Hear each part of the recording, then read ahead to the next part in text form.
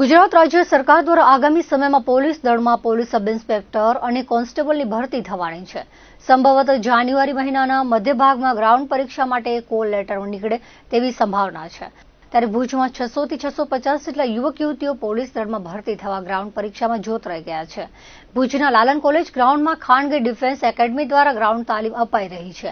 દરરોજ સવારે main workout અને સાંજે રિકવરી વર્કઆઉટ દ્વારા તાલીમ અપાઈ રહી છે. ભુજના લાલન કોલેજ ગ્રાઉન્ડ પર સવારે મેળાસમો માહોલ જોવા મળે છે. 600 થી વધુ યુવક યુવતીઓ મેદાનમાં નિયત સમયમાં દોડ પૂરી કરવા પસીનો વહેડાવી રહ્યા છે. પ્રશિક્ષક લખન ચારણના જણાવ્યા અનુસાર પીએસઆઈ અને કોન્સ્ટેબલની ભરતી માટે 2 કેટેગરી હોય છે. પુરુષોને 5 કિલોમીટરની દોડ 25 મિનિટમાં પૂરી કરવાની હોય છે, જ્યારે મહિલા કેટેગરીમાં 1600 મીટરની દોડ 9.5 મિનિટમાં પૂરી કરવાની રહે છે. જાન્યુઆરી માસમાં કોલ લેટર ઇસ્યુ થયા બાદ સંભવત ફેબ્રુઆરીમાં ગ્રાઉન્ડ શારીરિક કસોટી લેવાય તેવી સંભાવના છે. યુવક યુવતીઓ પાસે તૈયારી માટે 1.5 માસનો સમય બાકી છે. લાલન કોલેજના મેદાનમાં દિવસમાં 2 વખત પ્રેક્ટિસનું આયોજન કરવામાં આવે છે. પોલીસ ભરતી માટે તૈયારી કરી રહેલા જુલીબેન મિતેશ બારમેડા, કરણ ગઢવી વગેરે યુવાનોએ જણાવ્યું હતું કે દિવસમાં 2 વખત લાલન કોલેજમાં ગ્રાઉન્ડ પ્રેક્ટિસ બાદ દિવસ દરમિયાન લેખિત પરીક્ષાની તૈયારીઓ તેઓ કરી રહ્યા છે. લાલન કોલેજમાં અપાતી તાલીમનો તેમણે સંતોષ વ્યક્ત કર્યો હતો. હાલ છે ને આપણે પોલીસ ભરતી બોર્ડ દ્વારા એવું પરિપત્ર આવ્યું છે કે જાન્યુઆરીથી ગ્રાઉન્ડના લેવામાં આવશે. તો આપણી પાસે અત્યારથી જોઈએ તો ટાઈમિંગ આપણી પાસે એક મહિના જેવો જ છે. અને જો અગર ત્યારે કોલ લેટર ઇસ્યુ કરે એટલે ફેબ્રુઆરીથી કદાચ ગ્રાઉન્ડ ચાલુ કરે તો આપણી પાસે સમથિંગ 45 દિવસ જેવો સમય છે. અને હાલ એવું છે કે છોકરાઓ આપણે લાલન કોલેજમાં સાંજ અને સવાર 650 જેવા છોકરાઓ રોજે પ્રેક્ટિસ કરે છે. અહીંયા ગ્રાઉન્ડની અંદર રનિંગની પ્રેક્ટિસ કરે છે. અને માહોલ તો આપણે જોઈએ તો તમને એક એવું લાગશે કે સવારના ભાગમાં કે અહીંયા આટલા બધા લોકો કેવી રીતે ભેગા થયા છે, એક મેળો ભરાયો છે એવું આપણે ફીલ થઈ છે. પુરુષ અને સ્ત્રી માટે આમાં 2 ક્રાઇટેરિયા છે, જેમ કે પોલીસ પીએસઆઈ છે અને પોલીસ કોન્સ્ટેબલ છે. જેમાં કોન્સ્ટેબલની અંદર 12 પાસ છે અને પીએસઆઈ માટે ગ્રેજ્યુએશન છે. અને ગ્રાઉન્ડ એનામાં હોય છે 5 કિલોમીટર પુરુષો માટે હોય છે અને 1600 હોય છે છોકરીઓ માટે.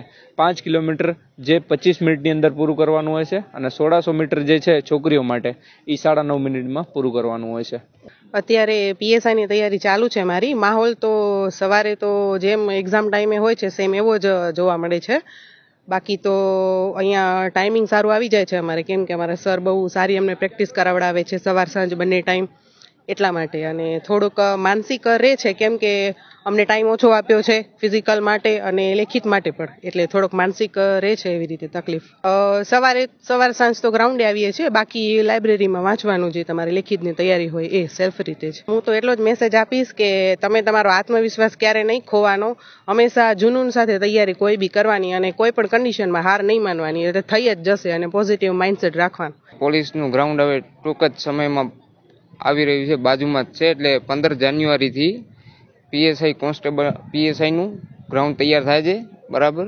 એટલે આપણે સૌ મિત્રો જાણીએ જ છીએ કે આજે બહુ મોટી સંખ્યામાં આપણે છોકરાઓ રનિંગ કરવા આવે છે અહીંયા લાલનના ગ્રાઉન્ડમાં. અને બધા મિત્રો એટલે સમજી લો ને કે બહુ ટેન્શન લઈ લીધું છે, એટલે કોઈ ટેન્શન લેવાની જરૂર નથી. અને સારી એવી તૈયારી કરતા રહો અને 2 ટાઈમ રનિંગ કરવાનું રાખો કે જેથી તમને ઇન્જરી ના આવે પગમાં.